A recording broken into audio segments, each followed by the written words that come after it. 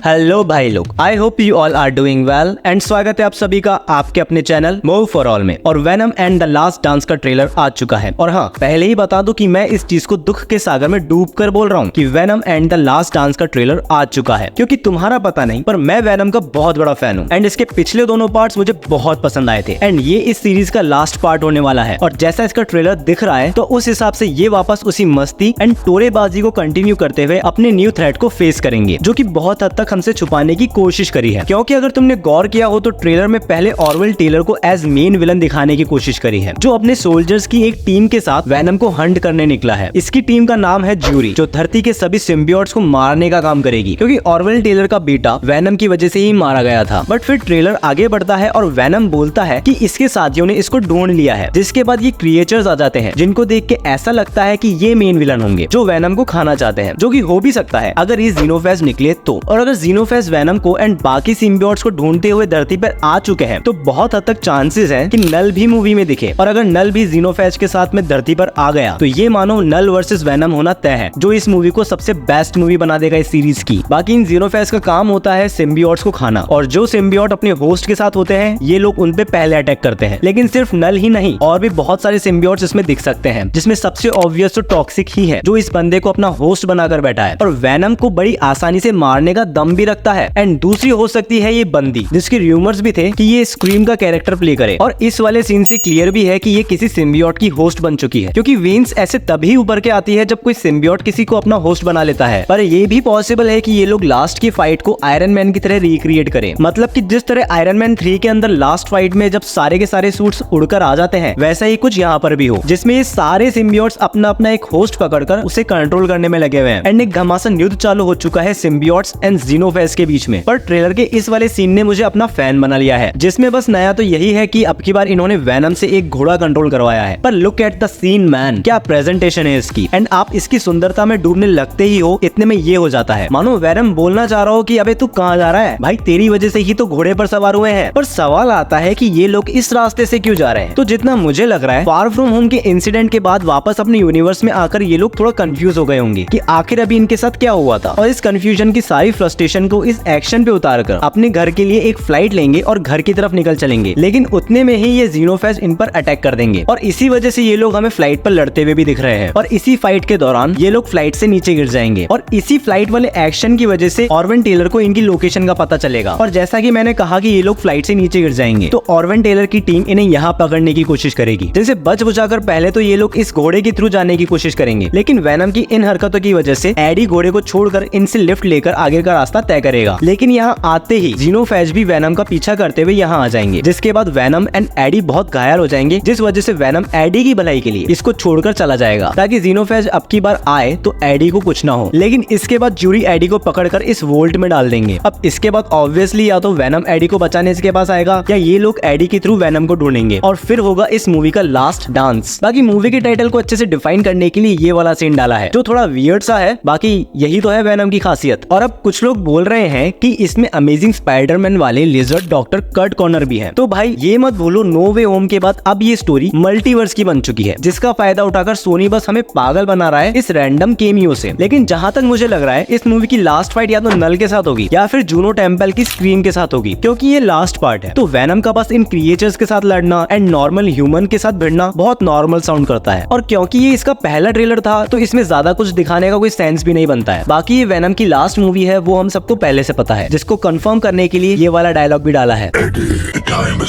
अब मैं ये चीज स्पेकुलेट कर रहा हूँ, बट शायद इसी के बाद ये लोग वेनम की एंट्री करवा दे स्पाइडरमैन के यूनिवर्स में। हालांकि इसकी अभी तक कोई स्पेसिफिक न्यूज तो नहीं आई, बट अब जब सोनी वाले वेनम को कंटिन्यू नहीं करेंगे तो एमसीयू वाले तो करना चाहेंगे ही। लेकिन इस पार्ट के बाद वेनम की राइट्स किसके पास होंगी, सोनी या मार्वल, मुझे नहीं पता, इसलिए आपसे पूछ रहा हूँ। पता हो तो कमेंट करना। बाकी that's all I have for you all today. जल्दी ही मिलते हैं अगले वीडियो में, तब तक देखते रहिए मूव फॉर ऑल।